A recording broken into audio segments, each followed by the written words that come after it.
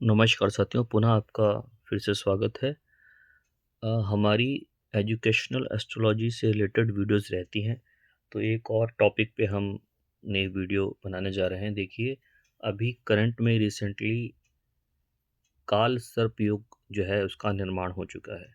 तो काल सर्प योग कैसे बनता है? अब इसे काल सर्प योग को मैंने महाकाल सर्प क्यों लिखा है, क्योंकि इस योग के साथ दो योग और जुड़ चुके हैं जो आपस में वो भी नेगेटिव ही हैं। तो जब तीन नेगेटिव योग बड़े आपस में मिल जाए तो काल सर्प योग साधारण काल सर्प योग नहीं रह जाता। तो पहले हम ये बात करते हैं काल सर्प योग कैसे बनता है। देखिए, काल सर्प जैसे मैंने बोला है, ये सर्प की युति मतलब राहु और केतु के एक्सेस में जब बाकी 7 प्लैनेट आ जाएं, ठीक है, या 6 प्लैनेट भी आ जाएं, तो ये काल सर्प योग का निर्माण हो जाता है। अब इस योग में जो अदर प्लैनेट्स हैं, उन जिसमें शुभ प्लैनेट्स भी हैं, गुरु जैसे प्लैनेट हैं या और शुभ प्लैनेट हैं, उनकी जो एनर्जीज हैं, जो वहाँ से शुभता आनी होती है, वो घट जाती है, क्योंकि इनकी परिधि में राहु और केतु के एक्सेस में वो बाकी 6 या 7 ग्रह जो है वो आ जाते हैं। तो एक तरीके से ये राहु और केतु बाकी ग्रहों को की घेराबंदी कर देते हैं, ठीक है। तो इनकी पावर बहुत बढ़ जाती है राहु केतु की, और अदर प्लैनेट जो अच्छे प्लैनेट हैं उनकी पावर रिड्यूस हो जाती है।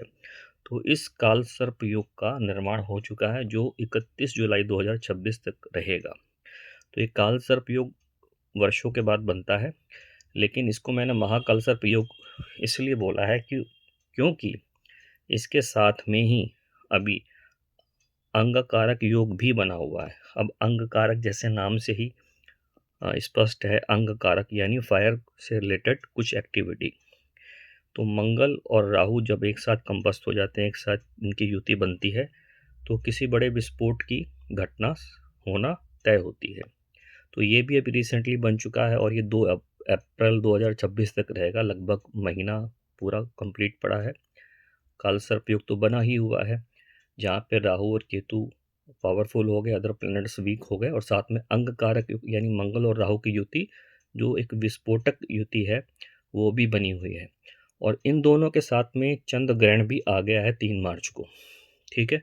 तो ग्रहण जो आता है वो कुछ घंटों के लिए आता है, एक सिंगल डे के लिए आता है, लेकिन उसका इम्पैक्ट अगले 6 महीनों तक रहता है। तो ये तीन विनाशक जो बड़ी घातक युतियाँ हैं एक साथ आ रही हैं, बनी हुई हैं। दो जो 3 मार्च को ग्रहण भी है, और अंगारक युग चल ही रहा है, और काल सर्प युग जुलाई तक रहेगा। तो इन तीनों की कॉम्बिनेशंस ये अपने आप बताती हैं कुछ मतलब ऐसे बड़े इवेंट हो सकते हैं, विश्व में हो सकते हैं। इसका इंडिकेशन है पूरा पूरा। साथ में जुपिटर जो है वह कुंभ राशि को देख रहे हैं, जहाँ पे मंगल और राहु की युति भी बनी है। तो ऐसी उम्मीद बार बार जगेगी कि कुछ चीज़ें कंट्रोल में हो जाएंगी, ऐसा लगेगा बार बार। सिर्फ वो लगेगा, लेकिन वो एकदम पूर्ण से कंट्रोल में नहीं आ पाएंगी। बट ऐसा ऐसा हर बार फील होता रहेगा कि कुछ चीज़ें नॉर्मल हो गई हैं, लेकिन अगेन वो चीज़ फिर से सामने आएगी। तो गुरु की दृष्टि भी है, वो कुछ हद तक कंट्रोल करने की कोशिश हो पाएगी अब, क्योंकि काफ़ी लंबे टाइम के लिए महाकल से उपयोग है, तो उठापटक जो है रहेगी जुलाई तक। इसमें विशेष टाइम जो है वो अप्रैल तक है, जहाँ पे अंगकारक युग बना हुआ है। अब जो अंगकारक युग है वो हमारा कुंभ राशि में बन रहा है, 11 नंबर राशि में मंगल और राहु की जहाँ पे युति है, और चंद्र ग्रहण बन रहा है हमारा सिंह राशि में, नंबर 5 राशि जो होती है। और काल सर्प योग इन दोनों राशियों के बीच में, यानी कुंभ और सिंह राशि के बीच में बाकी अदर प्लैनेट्स फंसे हुए हैं, ठीक है। तो इन तीनों योगा का कॉम्बिनेशन बड़ा रेयर दिखता है। मैं तो ऐसा कॉम्बिनेशन फर्स्ट टाइम ही देख रहा हूँ, कि अंगकारक योग भी है, ग्रहण भी साथ में आ गया, और काल सर्प योग बना हुआ है। और योग ऐसे बनते रहते हैं कई वर्षों के बाद, मतलब एक साथ काफ़ी योग आ जाते हैं जो वन साइडेड नेगेटिव होते हैं।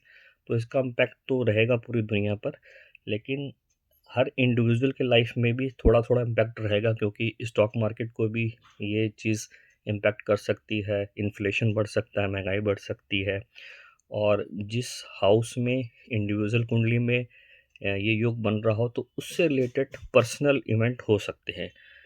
ठीक है? तो जहाँ तक कि अपनी कुंडली है, उसकी अपनी राशि है, तो उसको डायरेक्टली रीड करके ही प्रेडिक्ट किया जा सकता है कि क्या रिजल्ट हो सकते हैं।